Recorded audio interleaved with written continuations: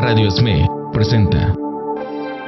Las opiniones vertidas en este programa son responsabilidad única y exclusivamente de quien las emite. Leer para entender el mundo y para poder cambiarlo, con el propósito de mejorarlo. Leer para cambiar uno mismo, leer por gusto, por pasión, para saber, para conocer y también para dudar, para cuestionar. Letras militantes. Comenzamos.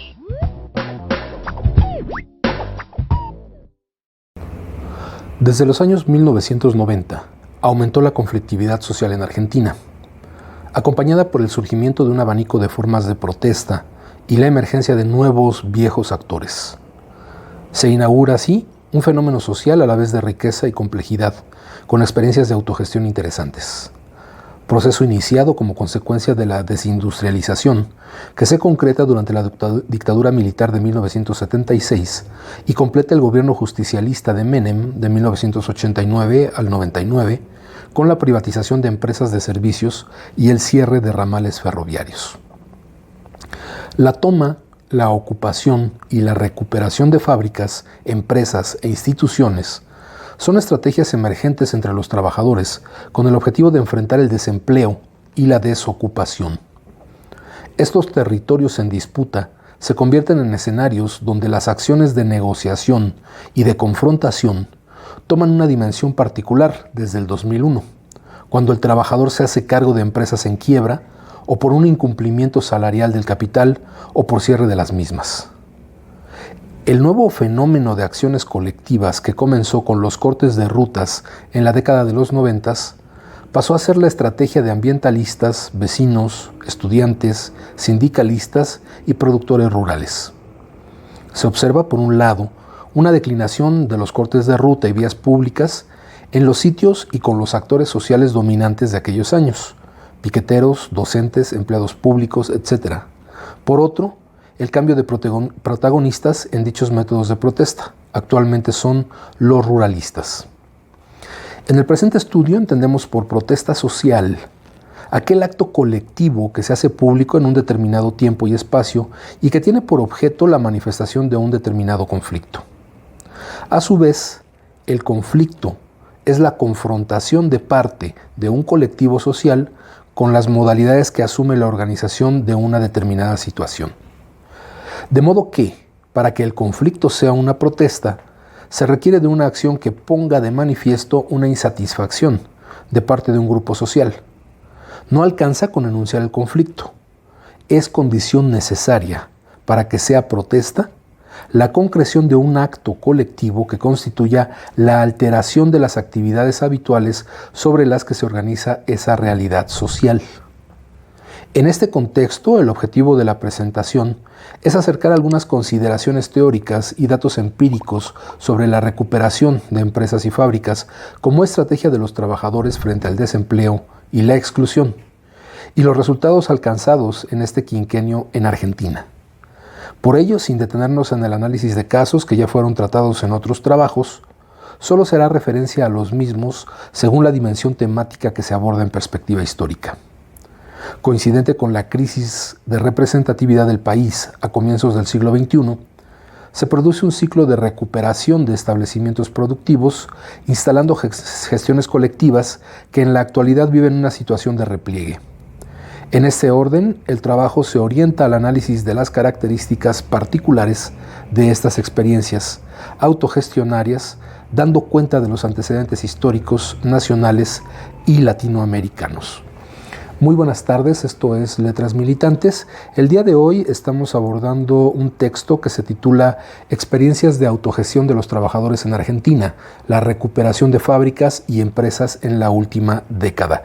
Este es un escrito del año 2008, sus autoras son Orieta Favaro y Graciela Iorno, de Argentina precisamente, y hacen este recorrido, que bueno, es bastante extenso como para abordarlo en este solo programa, sobre estas experiencias de la recuperación de empresas.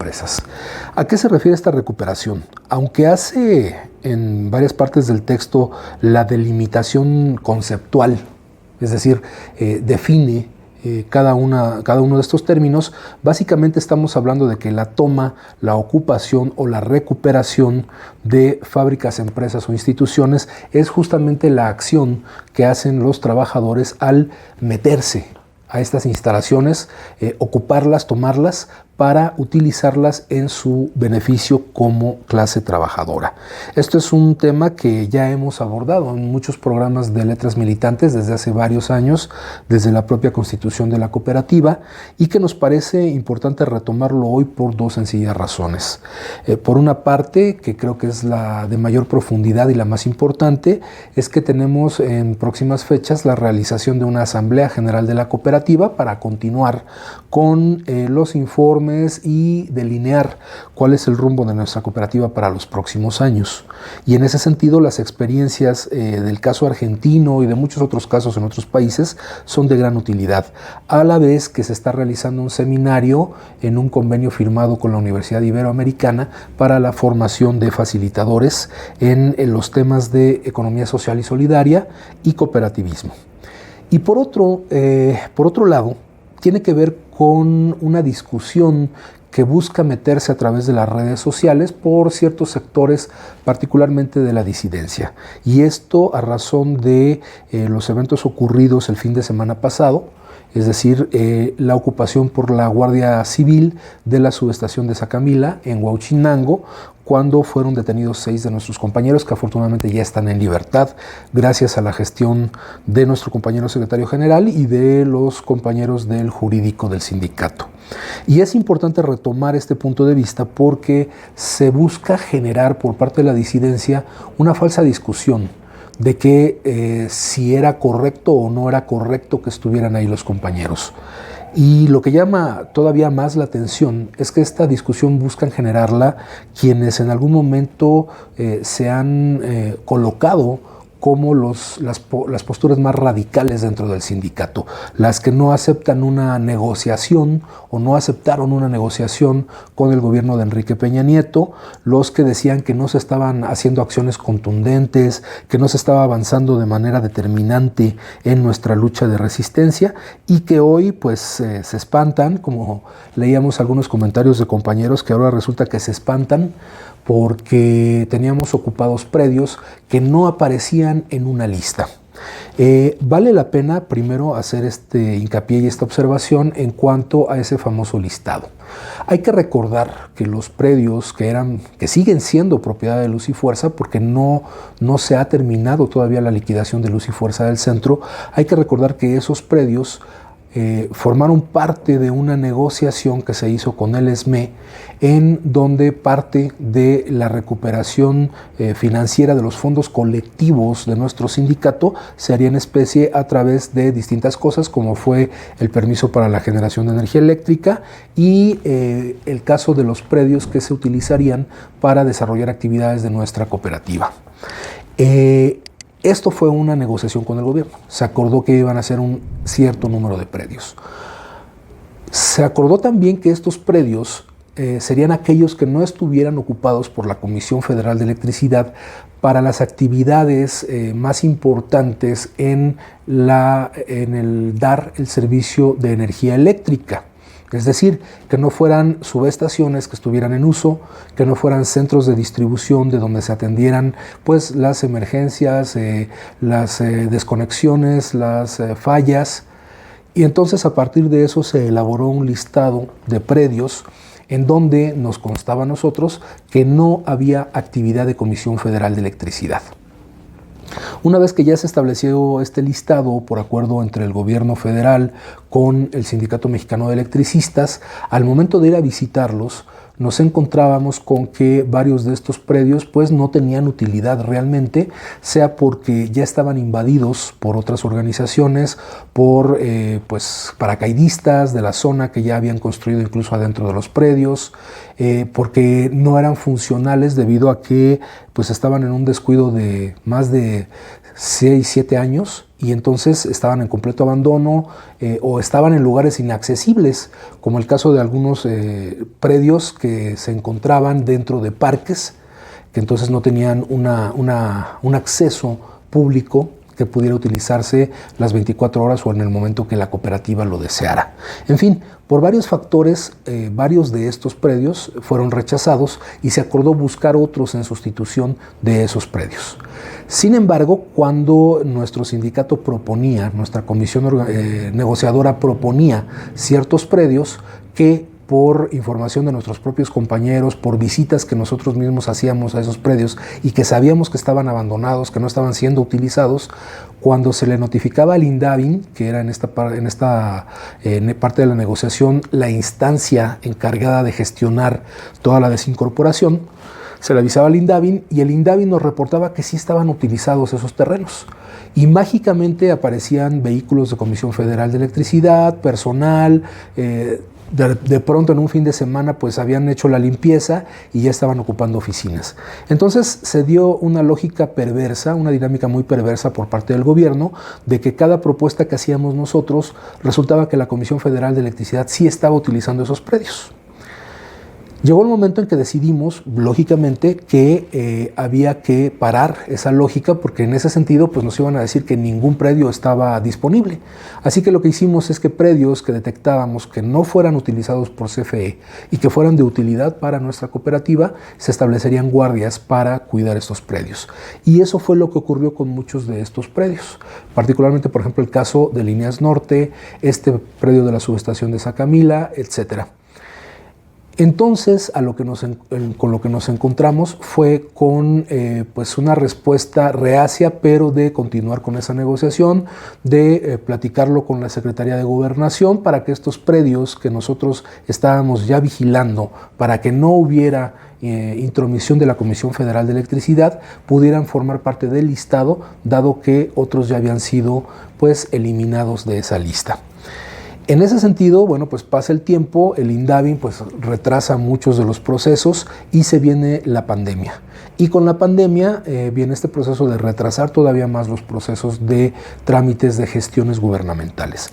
Y al mismo tiempo inicia otra dinámica mucho más perversa que la anterior de parte del nuevo director de Comisión Federal de Electricidad, Manuel Bartlett, quien en su experiencia policíaca, en su experiencia represora, en su experiencia como parte de un gobierno priista histórico, como él fue secretario de Gobernación, pues lo que hace es utilizar la fuerza para buscar sacarnos de esos predios que no ocupaba Comisión Federal de Electricidad, pero que ahora mágicamente los requiere para dar el servicio. Y lo reclama como propiedad de Comisión Federal cuando no han sido desincorporados en favor tampoco de la Comisión Federal de Electricidad. Siguen siendo propiedad de Luz y Fuerza del Centro, y dado que la negociación con Luz y Fuerza del Centro por su liquidación no ha culminado, esos predios son sujetos de esta negociación para entregarse como pago en especie al propio Sindicato Mexicano de Electricistas.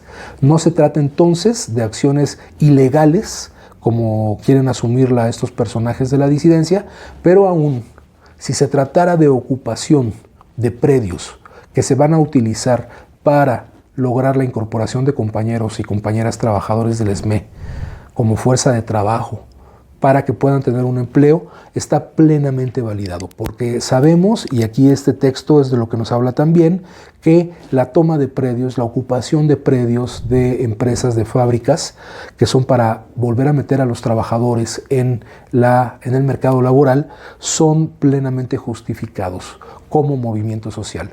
Y si algo ha demostrado el ESME en estos 11 años es que es un movimiento social legítimo, legal y plenamente justificado por el golpe neoliberal que en el 2009 nos dio el narcogobierno de Felipe Calderón. Entonces retomamos el texto que nos habla sobre las experiencias históricas latinoamericanas. La acción de tomar empresas y luego hacerlas producir por parte de los trabajadores, dejando a un lado a los patrones, tiene precedentes, entre otros casos, en las ocupaciones de fábricas del norte de Italia en los años 1920 o en las tomas en el contexto del Mayo francés de 1968. Recordemos que existen experiencias históricas de autogestión en fábricas que logran una trascendencia experiencial en tiempo y espacio, como la que constituyen los casos de Yugoslavia, Chile, Bolivia y Perú, cada uno de ellos con sus fortalezas y debilidades. La autogestión de trabajadores, o AGT, como se le denomina también, fue la decisión tomada para organizar el trabajo y la producción del régimen socialista yugoslavo entre los años 50 y la desintegración de la Federación en 1991, con periodos de mayor participación de los trabajadores politizados. Pero dada la impronta del Partido Comunista, que acotaba la extensión de AGT, es decir, de esta autogestión de los trabajadores, a los niveles locales o sectoriales, generó una situación particular en relación de poder entre el Estado y la base trabajadora de las fábricas. Aquí se van a ver dos experiencias bien interesantes. Por un lado, el trabajo autogestivo que se va a transformar en cooperativas, cuando los mismos trabajadores ocupan estos espacios, y el otro como fábricas bajo control obrero, en donde se va a mantener una relación obrero-patronal, pero digamos que en proporciones más equitativas entre las partes. Y aquí las partes es que el patrón deja de ser un patrón privado y se convierte en el Estado. Se estatiza a esta empresa, a esta fábrica, y el control realmente administrativo, operativo, etcétera, corre a cargo de los trabajadores. Son dos modelos que pues tienen sus grandes diferencias, pero que abogan por una mayor participación del trabajador, tanto en las decisiones de la empresa como en las ganancias que se obtienen a través de la venta de productos o de servicios que realice esta empresa o fábrica recuperada. Vámonos a una pausa y regresando continuamos con este tema que nos parece de mucha importancia para retomar la discusión al interior de nuestra cooperativa y para también considerar que esta falsa discusión que busca la disidencia sobre el tema de lo ocurrido el fin de semana pues los pone en peor circunstancia de lo que ya se encontraban antes de los hechos. Vámonos a una pausa y continuamos en un momento. Estás escuchando Letras Militantes.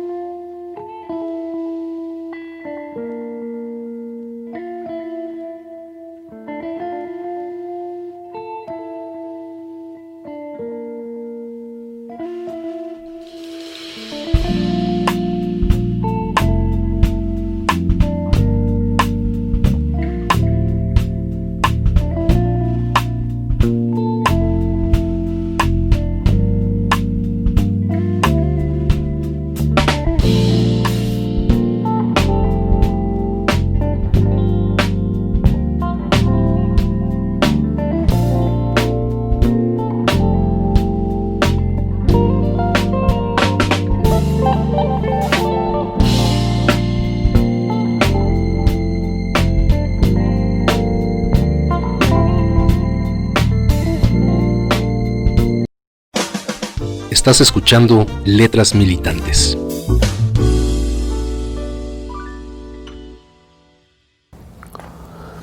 Ya estamos de regreso en Letras Militantes con este tema sobre la toma de las fábricas, de las empresas, de la experiencia latinoamericana, pero como decíamos en el primer bloque del programa, queremos relacionarlo con la situación actual y la discusión que se está dando con esta campaña de desinformación en torno a lo que ocurrió con la subestación Sacamila y la detención de 6 compañeros nuestros que estaban de guardia resguardando esas instalaciones.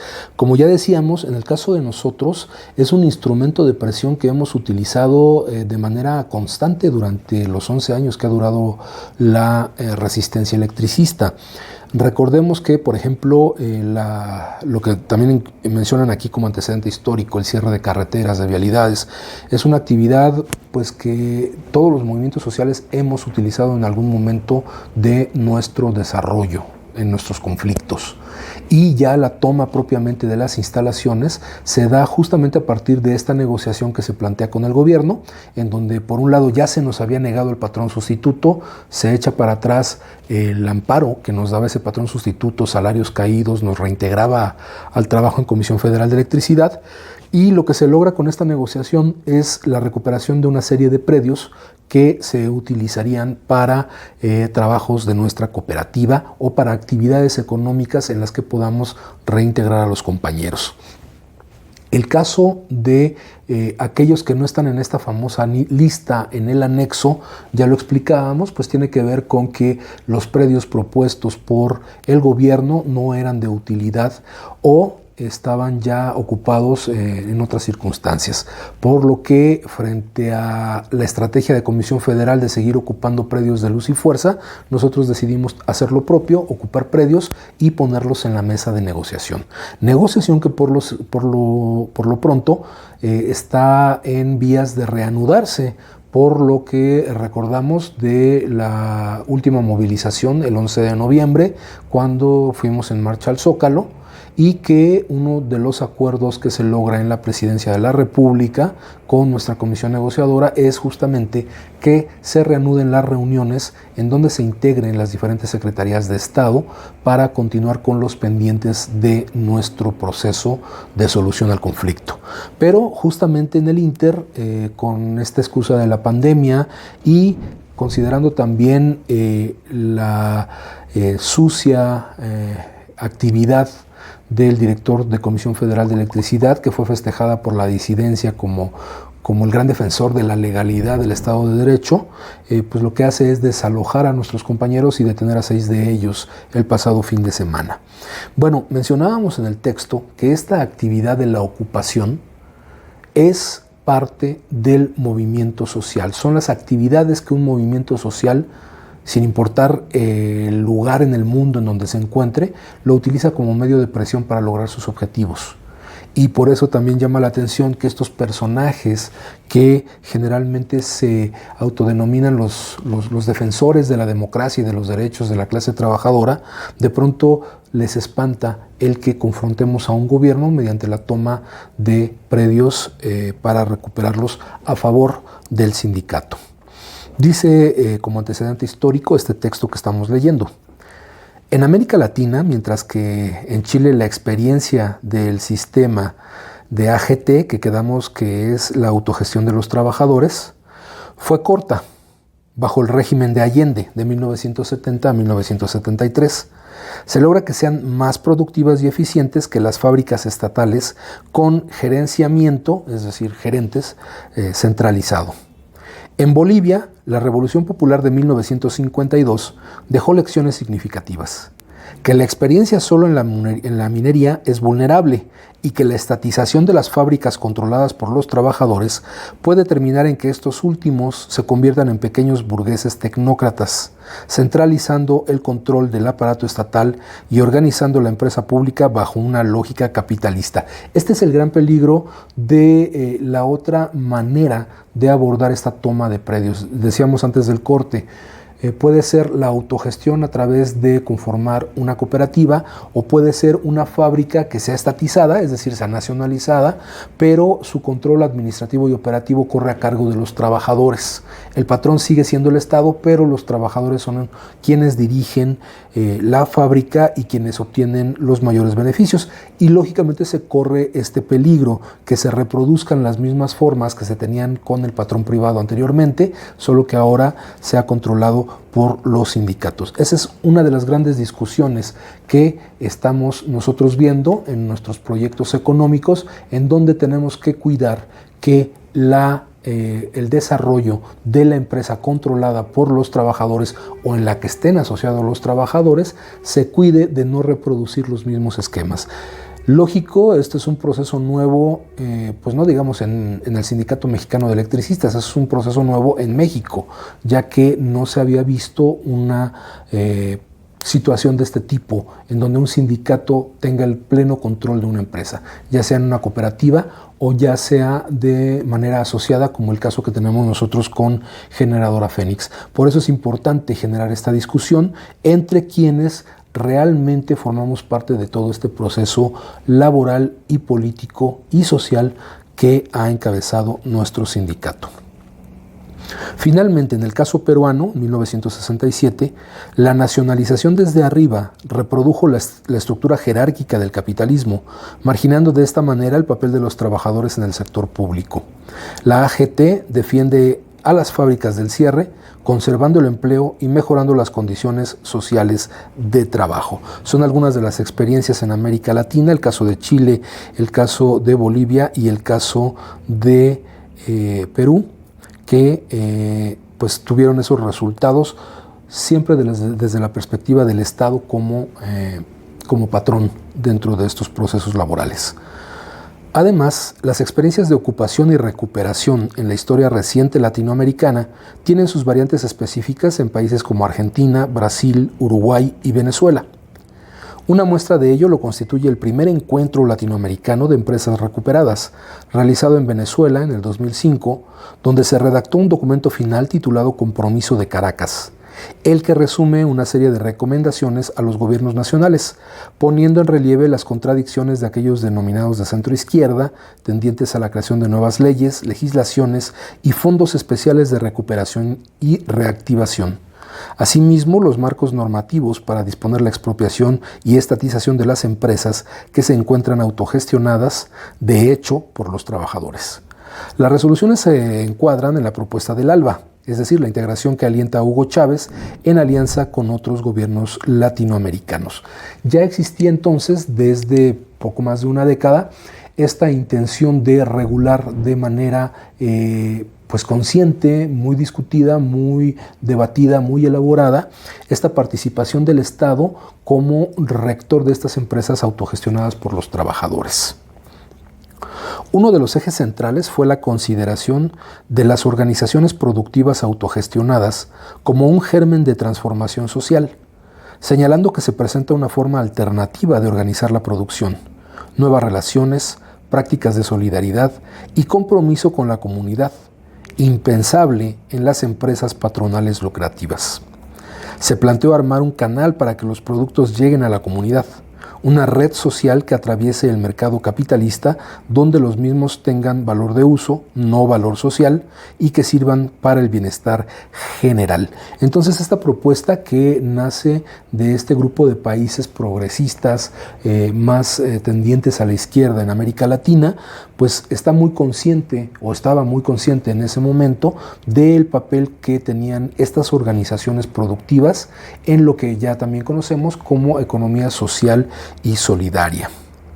Entonces, el camino que todavía nos queda por recorrer como cooperativa, en el caso de LF del Centro, pues tiene que tomar muy en cuenta estas experiencias. Tiene que ver la manera de cómo en esta sinergia que se da en el caso de Fénix, en el caso del propio sindicato, puede ayudar a sostener esta experiencia de autogestión. Pero lo que es un hecho es que no debemos olvidar ni despolitizar las acciones, las movilizaciones que nuestra organización, sea en la expresión que sea, como sindicato propiamente o como cooperativa, tiene que llevar a cabo para alcanzar sus metas. Y una de esas actividades es justamente la toma de estos predios. Hay varios predios que están todavía pendientes de desincorporarse y de acordarse con la Secretaría de Gobernación para que se dé su entrega. Este es el proceso que estamos viviendo actualmente. No podemos llegar al proceso final de la reinserción laboral, la reincorporación a las labores, la instauración de proyectos en esos predios hasta que no tengamos una solución formal a la situación de esos predios, es decir, su desincorporación y su entrega al Sindicato Mexicano de Electricistas. Entonces, lo que queremos pedirles a todas y a todos es que estemos pendientes de estos procesos.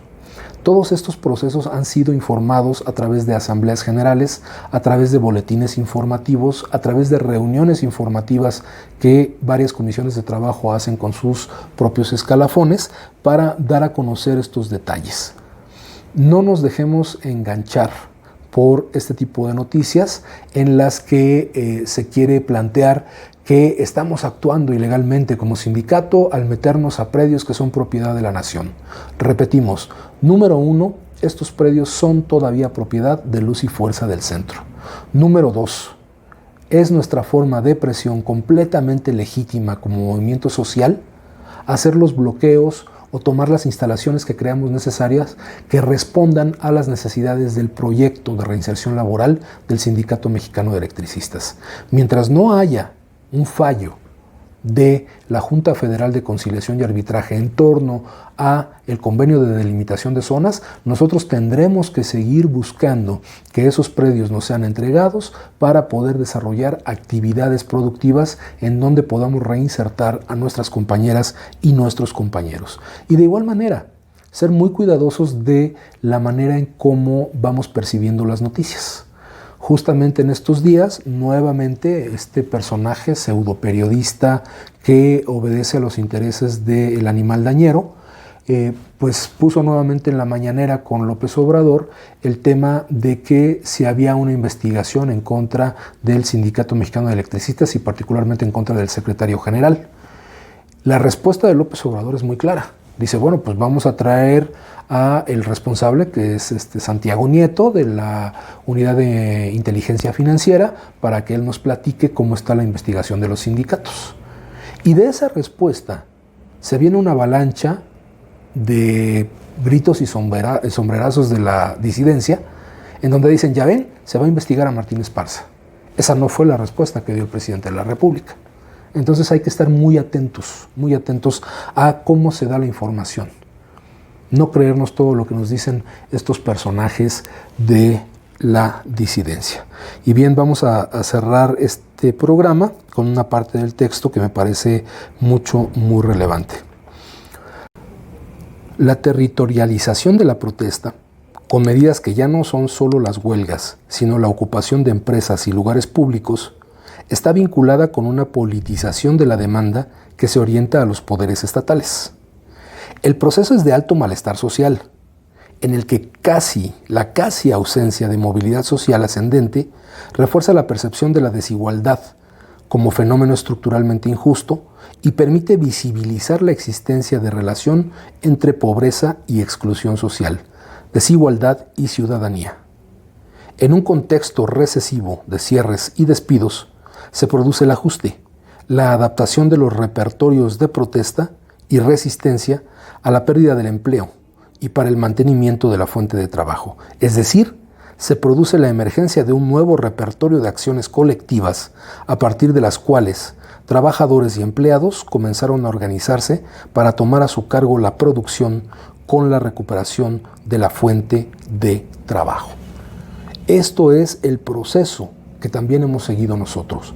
En el caso de América Latina y en el caso específico de Argentina, la recuperación de las empresas corre justamente a través de este proceso, que es el verse excluidos, el verse marginados del proceso de labor, del mercado de trabajo y ante la falta de respuesta de las propias autoridades que hacen que se visibilice esta gran diferencia, que se visibilice esta pobreza, esta exclusión social, bueno, pues las actividades que retoman los movimientos sociales son justamente estos, los de tomar estos predios, los de tomar por asalto estas instalaciones y hacerlas producir para los propios trabajadores.